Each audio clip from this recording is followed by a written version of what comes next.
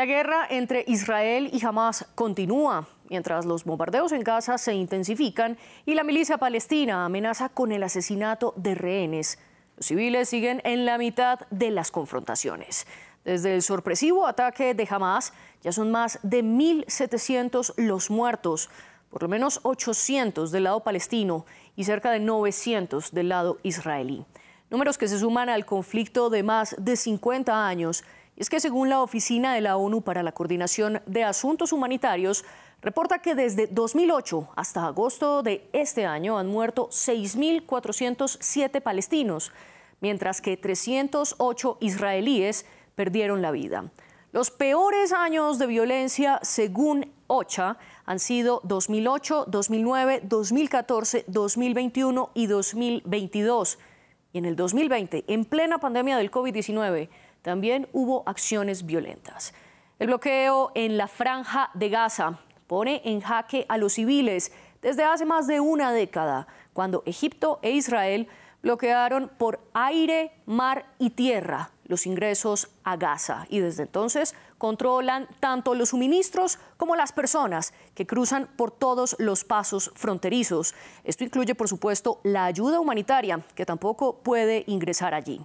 ¿Qué pasa entonces con los civiles? ¿Cuáles son los impactos en las personas, tanto del lado palestino como del lado israelí, con todo lo que está pasando?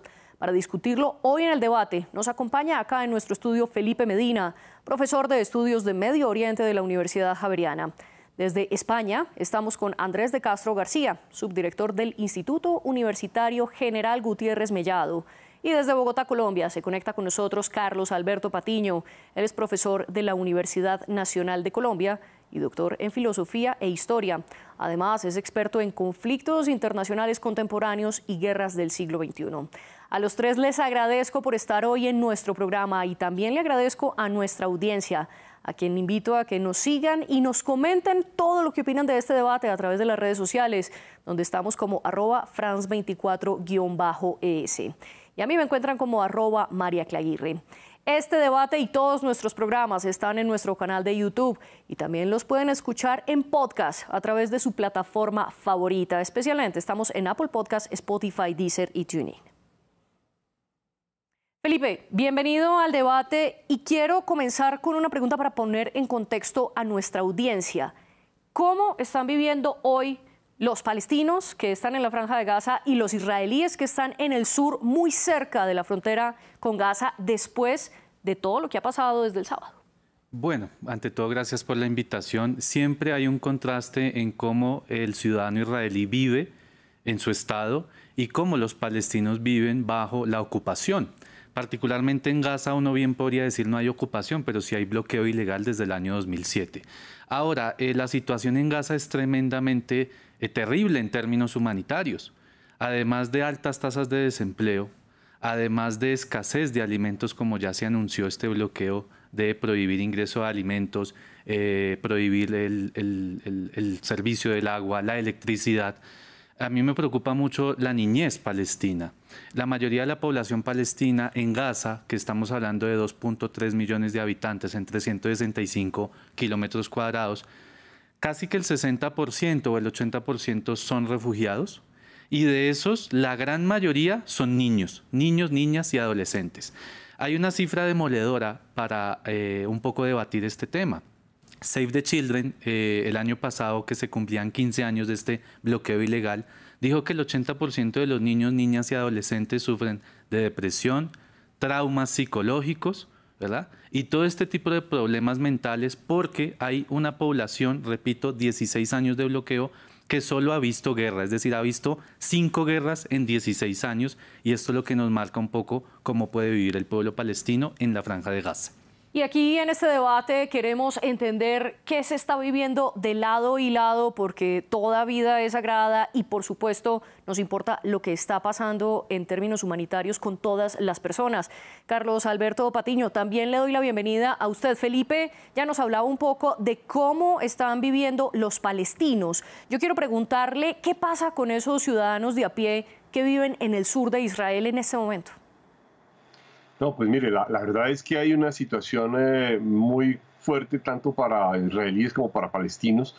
Para los israelíes, además, se convierte en una situación de crisis profunda de seguridad, toda vez que habían tenido unas condiciones de seguridad a pesar de la amenaza permanente y constante de Hamas, un grupo radical islamista muy fuerte. Y esta es una operación que, como se ha dicho en la prensa internacional desde el sábado mismo, pues era prácticamente inesperada y fue un ataque realmente contundente. Se han ido revelando poco a poco escenas realmente brutales de un ataque premeditado dirigido contra civiles, desde la fiesta electrónica en la que hubo más de 260 muertos hasta lo que se reveló hoy en horas del mediodía del horario en América, que tenía que ver con más de 40 bebés asesinados y algunos de ellos decapitados y civiles en un kibbutz en alguna zona cerca a Gaza. Y esto pues ha generado al parecer una situación de inseguridad y temor muy alta entre la población israelí.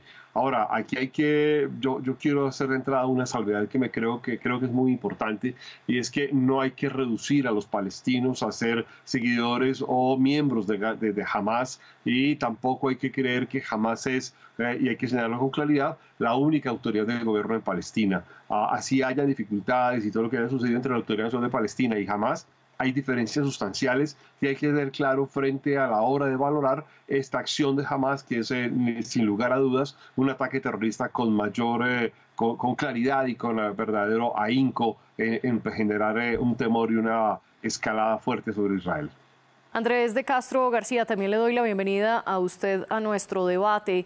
¿Qué está pasando en este momento con las personas de lado y lado? Y sobre todo quiero que usted nos explique lo que conoce de cuáles son esas posibilidades de refugio que tienen tanto los palestinos que están en Gaza como los israelíes en la frontera suroccidental cuando hay un bombardeo, cuando caen los misiles. Bien, yo creo que lo más interesante es entender este conflicto desde el punto de vista más amplio geopolíticamente hablando, ¿no? De qué manera esta situación impacta a la seguridad internacional y a las relaciones entre los estados. Y en este sentido, yo creo que la clave es que nos puede poner ante otro conflicto proxy, es decir, un conflicto en el que las personas que lo luchan no son realmente el actor que está luchando la guerra. Entonces, creo que eso es una de las partes cruciales, ¿no? Identificar esos fenómenos que nos permitan entender la complejidad de esta guerra, ¿no? Claro, quiero entonces seguir en esa misma línea con usted, Felipe, porque tenemos, sin embargo, por más que queramos hablar de ambos lados, también hay características diferentes. Del lado de los israelíes han desarrollado una de las tecnologías militares más avanzadas del mundo y tienen un domo llamado el Domo de Hierro, que es un sistema antimisiles, algo que no tiene Gaza. ¿Qué pasa entonces cuando hay un bombardeo de lado y lado? Bueno, tú lo has dicho, estamos hablando en el lado israelí del tercer o cuarto ejército más grande y potente y mejor armado, equipado de todo el mundo, frente, obviamente, en el caso de la Franja de Gaza, a una serie de grupos armados, ¿no? Porque no solo está Hamas, sino Yihad al-Islami, Yihad Islámica y otros grupos menores. Ahora, tú misma lo planteas, Gaza no tiene un Iron Dome, un domo de hierro, ¿verdad?, como lo llaman. Por ende, las imágenes que estamos viendo de la destrucción de Gaza tras las ofensivas israelíes dejan un mayor impacto a nivel de vidas humanas y de infraestructura. Estamos viendo prácticamente edificios llevados a polvo. Eso no ocurre en el lado israelí. La capacidad militar en términos de cohetes difiere constantemente entre uno y otro. Y sobre todo tenemos que tener en cuenta temas técnicos como la fuerza aérea, ¿no? Hamas sí tiene cohetes muy peligrosos y todo, pero no tiene una fuerza aérea con aviones que en Colombia pues conocemos perfectamente, aviones Kafir y demás, ¿no? Entonces yo creo que sí hay un claro desbalance, es plenamente evidente, y esto marca la simetría de este conflicto. Profundicemos un poco en Gaza antes de poder profundizar en lo que pasa en Israel. Andrés, quiero ir ahora con usted porque tengo una pregunta. Si hay un bloqueo desde 2007, ¿qué puede hacer un ciudadano que viva en Gaza una vez comiencen los bombardeos? ¿Hay posibilidad de que busque refugio en otro país, ya sea cruzando la frontera hacia Egipto o quizás intentando cruzar incluso hacia Israel? Desde luego cruzar Israel no, lo que se les está diciendo es que vayan hacia el sur, porque los ataques van a venir de manera más importante por el norte. Entonces, probablemente la operación militar se base en hacer un rodillo desde el norte hacia el sur, y por eso se les está diciendo a los gazatíes que vayan hacia el sur. Gaza está unida a Egipto por el paso de Rafah, y evidentemente Egipto tiene sus intereses estratégicos propios. Por eso digo que es muy interesante ver este conflicto de una manera más ampliada. Habría que ver exactamente cuáles son los intereses de Egipto y cuáles son los intereses de los actores de la región para permitir o no permitir que los gazatíes pasen a Egipto. Pero evidentemente es una situación compleja, como digo, por las propias dinámicas de las relaciones internacionales. No es solo este conflicto en particular, sino que tenemos que entenderlo de manera más amplia.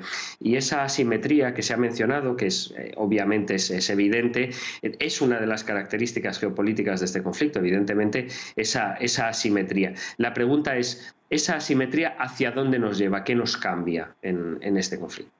Usted mencionaba precisamente que la geopolítica es muy importante para poder entenderlo. Entonces, cuando dice que lo que se les está diciendo a los habitantes de Gaza, a los gazatíes, que vayan ¿al sur hacia dónde?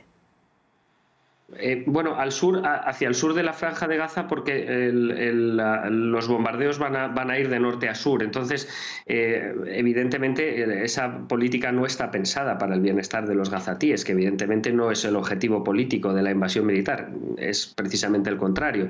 Es una operación de castigo, y además que no está dirigida solamente a ellos, está dirigida particularmente a Hezbollah. Es decir, es un mensaje para decir aquellos que atacan a Israel recibirán ese castigo de manera ampliada y, como digo, con una audiencia objetivo especial en Hezbollah y también en Irán, que son dos de los actores interesantes para analizar este caso, que están fuera, por supuesto, de la Franja de Gaza, en teoría.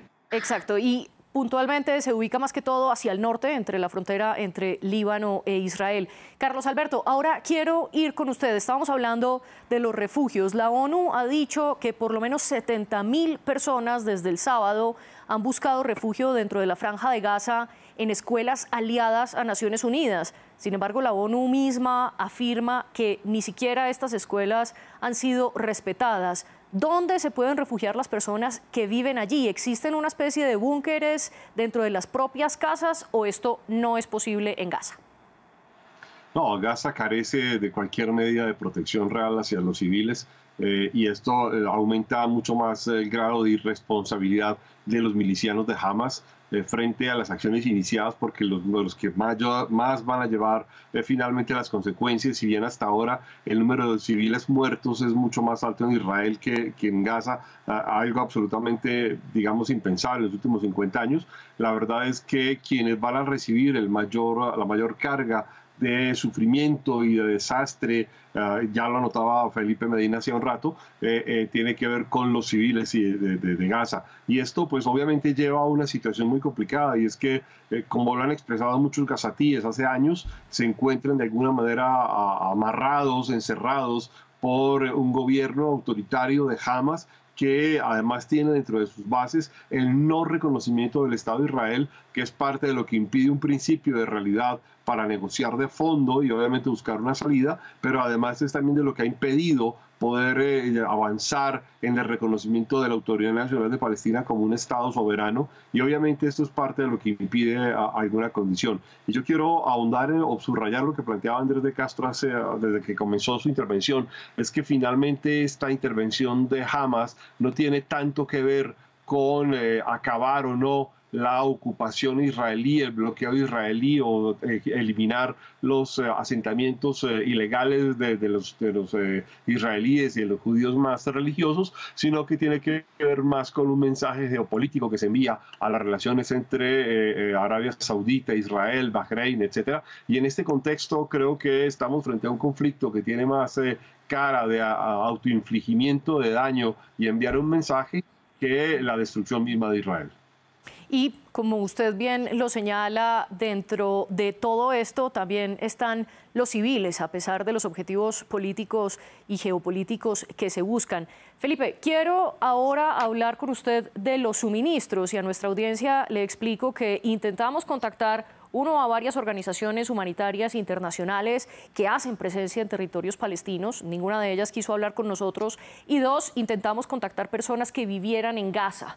Sin embargo, fue imposible, dado que hay un corte de electricidad allí y por ende es imposible conectarse vía remota. Hablemos de estos suministros cortados, Felipe, porque no solo están cortando el gas, la luz, los combustibles, sino también el mismo acceso a alimentos.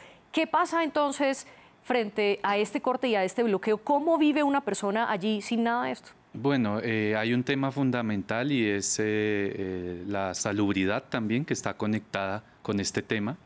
Quiero comenzar por eso, porque el bloqueo ilegal a Gaza por tierra, mar, subrayo mar, impide, por ejemplo, en el tema de alimentos, que los pescadores acudan a un cierto de millas náuticas que por ley internacional, pues toda costa tendría derecho, ¿no? Entonces, no pueden pescar. La mayoría de la población, y ojo con este dato que también ayuda mucho a la audiencia, 60% de la población de Gaza vive en un campo de refugiado. Y la mayoría de las personas que viven en un campo de refugiado, en un territorio árido, sin acceso al agua, pues viven de alimentos, digamos, prefabricados que llegan, digamos, pues por donaciones también de Naciones Unidas y otros países, ¿no? Ahora, el impedir los alimentos, pues obviamente, como señalaba Andrés, habla de un castigo colectivo y esto está prohibido por la normatividad internacional. Por eso el bloqueo es ilegal, precisamente porque si el objetivo del bloqueo está destinado a que la población pase hambre, pues termina su legalidad en ese momento. Entonces, el hecho de que las personas no tengan que comer, todo lo que entra y todo lo que sale está vigilado por el Estado de Israel, pues nos habla también de una situación crítica y ojalá no llegue un tema de hambruna. Y la salubridad es fundamental. Tú hablabas de suministros. En Gaza hay un gran problema también para tratamientos médicos especializados. No hablemos solamente de medicinas básicas, sino aquella persona que necesite, por ejemplo, un tratamiento de cáncer, tendría que pedir permiso precisamente a Israel para salir y buscar un tratamiento afuera. Entonces, esto marca que en realidad podemos estar enfrente de una crisis sanitaria, incluso en términos de salud, fallecimiento de personas, digamos, precisamente porque se les niega el derecho a la salud y obviamente un tema de hambruna. Las palabras del ministro de Israel pues son muy alarmantes, es decir, quiero que no haya alimentos, no entren medicinas ni nada y fuera de eso que no haya combustible. Entonces, esto nos marca pues una crisis humanitaria que puede llegar a unas proporciones pues difíciles. Quiero invitarlos a todos a que precisamente a propósito de la salubridad que usted menciona, escuchemos lo que dijo la ONU de lo que está pasando en este momento en Gaza. Las instalaciones de atención sanitaria, de agua y saneamiento también han sufrido daños. Las autoridades israelíes han dejado de suministrar electricidad a la Franja de Gaza, reduciendo las horas de electricidad a entre 3 y 4 horas diarias. La central eléctrica de Gaza, que es la única, está actualmente quedándose sin energía y es posible que solo les quede combustible para unos pocos días. Las autoridades israelíes han decidido cortar el suministro de agua a Gaza. Esta decisión afecta a más de 610.000 personas y provocará una grave escasez de agua potable. Andrés, creo que la ONU daba muchos más detalles de los que estamos aquí discutiendo y va precisamente por esa misma línea de cómo están viviendo las personas toda esta crisis y estos enfrentamientos. Le quiero preguntar porque un académico previamente nos había hablado que ante el bloqueo de Israel muchas veces lo que pasa es que Hamás se convierte en un contrabandista y pasa y logra filtrar esta frontera y los controles israelíes para convertirse en ellos en quienes provean el suministro. ¿Qué tan cierto es esto y esto ha pasado en algunos momentos o no? Por supuesto, y además, a ver, como profesor de Relaciones Internacionales, nosotros tenemos que entender el poder. ¿Qué es lo más importante? Entender la manera en la que el poder se filtra en cada una de las decisiones de la vida internacional y también de las guerras. Por supuesto que Hamás va a utilizar todos los resortes del poder para explicar cómo Israel quiere matarlos de hambre, de sed, y que ellos son los que están consiguiendo los garbanzos, literalmente garbanzos, y el agua y lo que sea necesario, y que son ellos la fuerza, la única fuerza que puede sacar a Gaza de esa situación tan difícil. Y yo invitaría también a que no nos centráramos demasiado en aspectos que no sean los relativos al poder. Es decir, obviamente Israel está tratando de hacer esa operación de castigo, es muy racional hacerlo desde su perspectiva política, y también es muy racional lo que hace Hamás, y son puntos encontrados, ¿no? Y los dos son actores que compiten, pero que utilizan los resortes y las cartas que tienen en este conflicto para tratar de asegurar ese poder, ¿eh? Entonces, a mí me parece que eso es muy interesante, poder ver cómo los actores, insisto, que son contrapuestos, utilizan herramientas muy similares para asegurarse el control y la salvaguarda de su propia población. Carlos Alberto, ¿algún comentario para cerrar este capítulo de Gaza y comenzar a hablar de la situación que viven los civiles en Israel? Pues no, yo creo que hay que tener claro que aquí Gaza no está, que Hamás no está actuando desde Gaza de manera inocente ni desinteresada, que no hay que creer tampoco que es una lucha por la liberación final de los palestinos, y que realmente lo más terrible y paradójico de todo es que los que van a terminar sufriendo mucho más son los civiles palestinos. Y obviamente esto lo digo porque no hay que perder de vista el contexto en el que estamos en esta disputa, porque no es simplemente una situación ajena. Y obviamente era previsible por parte de los oficiales de Hamás, como lo han dicho y lo han dejado entrever diversos medios a lo largo del fin de semana, que la respuesta de Israel sería absolutamente contundente, y que además la presencia de Irán era evidente en este proceso. Ahora sí, pasemos al lado israelí. Comienzo con usted, Carlos, porque quiero que nos pueda explicar a nuestra audiencia qué fue lo que pasó, por ejemplo, en este festival de música Supernova, donde, como ya lo mencionaba, creo que Andrés previamente, Hamás mató a cerca de 260 civiles, muchos de ellos incluso extranjeros, al punto que hoy por hoy sigue habiendo desaparecidos de diferentes nacionalidades. Se cree que Hamás tiene retenidos al menos un centenar de personas, dentro de ellas varios extranjeros, y poblaciones y gobiernos como por ejemplo Estados Unidos, Alemania, o en el caso latinoamericano, México, Colombia, Perú, Paraguay, han denunciado desaparición de sus ciudadanos. No se conoce el paradero. ¿Cómo Hamás ingresó a este festival de música y qué fue lo que pasó allí?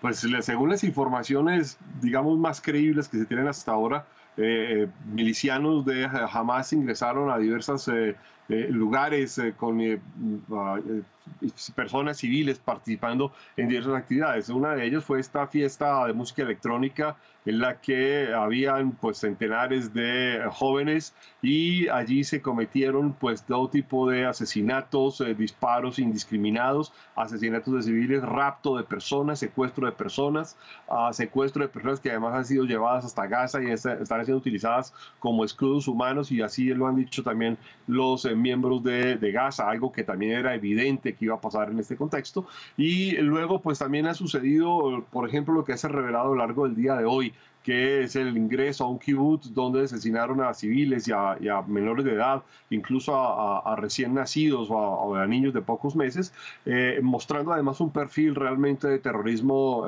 impresionante frente a esta condición. Esto ha llevado a que una cifra inicial esté por encima de los 900 muertos israelíes, que es cifra que muy seguramente va a seguir aumentando en la medida en que sigan encontrándose cadáveres o que mueran personas que hayan quedado heridas con base en las primeras acciones militares de parte de Hamás, y obviamente aumentarán también con base en las respuestas militares israelíes.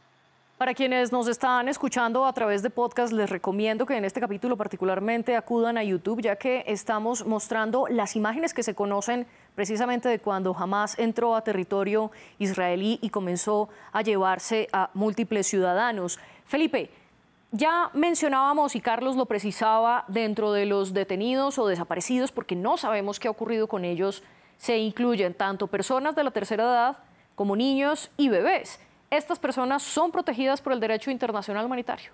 Por supuesto que sí. Obviamente, si hablamos de un conflicto internacional, la diferenciación entre población combatiente y no combatiente, pues precisamente determina que la población civil no puede ser objeto de ningún tipo de violencia.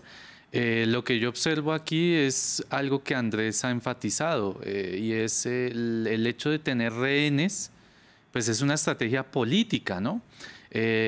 A veces entendemos a Hamas solo como un grupo terrorista y créanme que la audiencia no va a entender más la complejidad de este tipo de grupos y lo que hay detrás.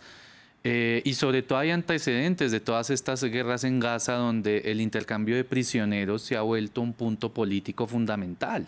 En esta oportunidad, por ejemplo, lo nuevo de otras coyunturas anteriores de las 5 guerras que venimos analizando, es que la última vez que Hamas tuvo un prisionero importante fue Gilad Shalit, si no estoy mal, y eso le generó una gran oportunidad política para intercambiar y liberación de una serie de individuos.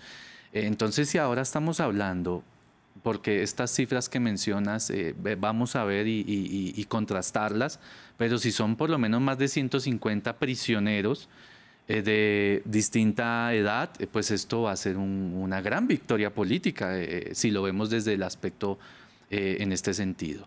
Y obviamente no olvidemos, porque aquí siempre hay que ver todos los ángulos, en las cárceles israelíes hay más de 11.000 prisioneros bajo otra ilegalidad que se llama la detención preventiva, que no tiene sustento en el derecho internacional público. Entonces son cosas de ambos escenarios.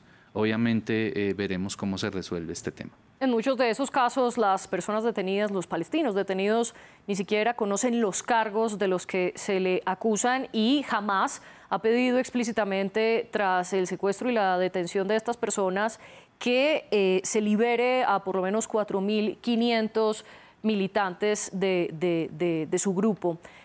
Andrés, quiero ir con usted. ¿Cuál es la situación o qué es lo poco que se conoce hasta ahora sobre los rehenes que tendría Hamas? Tenemos un problema técnico con Andrés, entonces le hago la pregunta a Carlos. ¿Qué se conoce de estos rehenes? Pues de los rehenes, yo quiero subrayar que más que prisioneros son secuestrados y eso hay que dejarlo claro en este contexto porque digamos, fueron capturados en una situación de indefensión absoluta como civiles y pues lo que se conoce es que muchos están heridos, que están siendo, obviamente van a ser utilizados como escudos humanos y como elementos de intercambio en una negociación donde lo de Shalit León fue, digamos, sienta un precedente realmente contundente, donde más de 1.200 prisioneros palestinos fueron intercambiados por un soldado israelí que llevaba más de 5 años secuestrado en manos de Hamas, y esto pues obviamente se convierte en un antecedente de pretensión realmente de fondo. Sin embargo, pareciera ser por el contexto geopolítico global y de poder que ese no es el objetivo último, solamente liberar a los prisioneros palestinos y sobre todo los de miembros de Hamas. Hay quizás otros objetivos de fondo mucho más fuertes. El asunto es que adicionalmente hay prisioneros de diversas nacionalidades, ni siquiera muchos de ellos ni siquiera son israelíes, ni siquiera son judíos, tal y como lo reconoció en las últimas horas uno de los funcionarios de Hamas a un periódico europeo, donde dice que no tienen ni cómo saber ni cuántos prisioneros tienen, ni cuántos rehenes pues, secuestrados tienen, ni de qué nacionalidades son, ni tampoco obviamente en qué condiciones de salud se encuentran. Ahí está el relato de una señora alemana que dice haber reconocido a su hija herida, que iba en un transporte de Hamas y que se encuentra en un hospital de la zona de Gaza. Pero realmente son especulaciones, no hay información muy concreta y no hay cómo tenerla.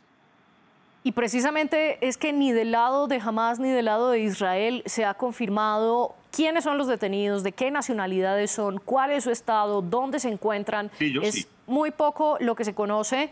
Más que todo son las cancillerías de los diferentes países o los ministerios de Relaciones Exteriores los que han salido a decir tenemos X cantidad de muertos, tenemos X cantidad de desaparecidos. Y hay otro tema sobre el que le quiero preguntar a Felipe y son los vuelos de repatriación. Porque a diferencia de lo que ocurre en Gaza, en Israel había muchos extranjeros en el momento del ataque y, por ejemplo, uno de los casos más emblemáticos es Nepal. Un grupo de estudiantes nepalíes estaba en Israel en el momento del ataque y Nepal es uno de los países que más desaparecidos y más muertos extranjeros tiene Y en el lado más local, Argentina también está denunciando decenas de argentinos desaparecidos en Israel y ya comenzaron los vuelos de repatriación. ¿A qué se debe el desespero de estas personas extranjeras en suelo israelí? Bueno, son temas ya de compañías de turismo y compañías aéreas. Normalmente Israel es escenario de lo que se llama peregrinación a Tierra Santa. Y yo creo que también este tipo de viajes no consideran que hay un contexto, para mí es importante, de ocupación. Si tú tienes conciencia que hay una ocupación allí militar reconocida por la ONU, la Corte Internacional de Justicia, pues uno tiene que tener un margen de riesgo para considerar. Ahora, que para nada justifica que nunca atenten contra nadie. Lo que yo he observado, por ejemplo, en el caso colombiano, es que hay varias comunidades allí, peregrinaciones, y ya las agencias de aerolíneas cancelaron los vuelos, es decir, las dejaron a merced de este escenario de conflicto y guerra. Entonces ahí vemos un poco de egoísmo de algunas aerolíneas. Las agencias de turismo, digamos, pues tienen una gran dificultad en términos de abastecer, digamos, la población adulta que viaja tiene una serie de medicinas que se están acabando, solo llevaban para un tiempo determinado. Y los vuelos humanitarios siempre tienen su complejidad, ¿no? En términos de relaciones diplomáticas. El escenario colombiano, que es el más próximo a mí, pues se anunció en el día de hoy que ya 2 aviones van a estar rescatando a los connacionales, ¿no? Que por supuesto nada tienen que ver en esta guerra. Quiero recuperar entonces a Andrés, que de nuevo está con nosotros. Hemos estado hablando de la situación de los extranjeros que están allí. Ahora quiero preguntarle a usted, ¿qué es lo que están viviendo los israelíes? Ya habíamos mencionado a quienes habitan cerca de la frontera con Gaza, especialmente de los pueblos de Sderot, Erez y Ashkelon, que fueron los más impactados por Hamás. Pero hoy por hoy, ¿qué está pasando con aquellas personas que viven en ciudades más grandes, por ejemplo, como Tel Aviv o incluso en Jerusalén, tanto del lado israelí como del lado palestino? Israel es un estado que tiene una historia muy corta. Es un estado que surge a mediados del siglo XX y ha crecido en un escenario rodeado de personas que forman parte de una etnia y de una religión distinta a la suya. Entonces, evidentemente, siempre han construido un estado oponiéndose a los estados de la zona, y eso ha sido particularmente difícil. Entonces, están acostumbrados al conflicto, pero les parece que este ha sido un golpe muy bajo porque evidentemente todos hacemos diferencia entre víctimas civiles y víctimas militares. Entonces, esto va a tener consecuencias porque muchas partes de ese espectro político israelí, que podía ver a los palestinos de una manera más amigable y entender un poquito más cuál era la situación, han cambiado la manera de entender el conflicto, y entonces van a ser muchísimo más permisivos con las operaciones militares que desarrolle su propio gobierno. Entonces, que también hay que entenderlo en un cambio de paradigma de las relaciones internacionales, en el que el derecho internacional, como lo conocemos, esa perspectiva tan eurocéntrica sobre el derecho internacional, está cambiando. Entonces va a ser muy interesante desde el punto de vista científico ver hasta qué punto va a poder llegar Israel, porque, como digo, estamos ante un cambio de tornas. Entonces, claro, en años anteriores sí que podríamos esperar que hubiera un cuestionamiento más alto de estas operaciones militares, pero mi hipótesis es que no va a ser el caso. Y para cerrar nuestro programa, les quiero proponer a ustedes tres que cerremos con un dato para que nuestra audiencia pueda comprender la dimensión de la crisis humanitaria que se está viviendo allí y que se vivirá tanto del lado palestino como del lado israelí. Comienzo con usted, Carlos, muy brevemente. ¿Qué dato cree usted que es ejemplificante? No, yo creo que ejemplificante es el número de víctimas tan altas en 4 días de combates. Estamos ya por ahí cercanos a las 2.000 víctimas de muertes, y muy seguramente con heridos y los muertes posteriores de los heridos, pues estamos por encima de uno de los momentos más trágicos de este conflicto, incluso si lo comparamos con los muertos de la guerra en Ucrania durante los primeros 6 meses. Aquí estamos con un nivel de muertos realmente muy alto y un impacto demoledor. Andrés, su dato. aunque se haya visto mucho conflicto en la zona en los últimos 75 años, el mundo no ha visto el nivel de violencia que hemos visto y que se va a ver en los próximos días en esa zona. Y Felipe, el suyo. Pues el hecho de que la niñez en Gaza no tenga mucha expectativa de vida sea una de las más bajas, y aparte de eso que el 80% sufra de depresión y problemas ya mentales de salud, pues nos marca que hemos fracasado como humanidad. Gracias a ustedes tres por darnos este panorama y acercarnos un poco más esta realidad. Gracias por acompañarnos en el debate. La producción estuvo a cargo de Laura Garzón y la de los invitados con Tania Herrera. Ustedes sigan conectados con nosotros.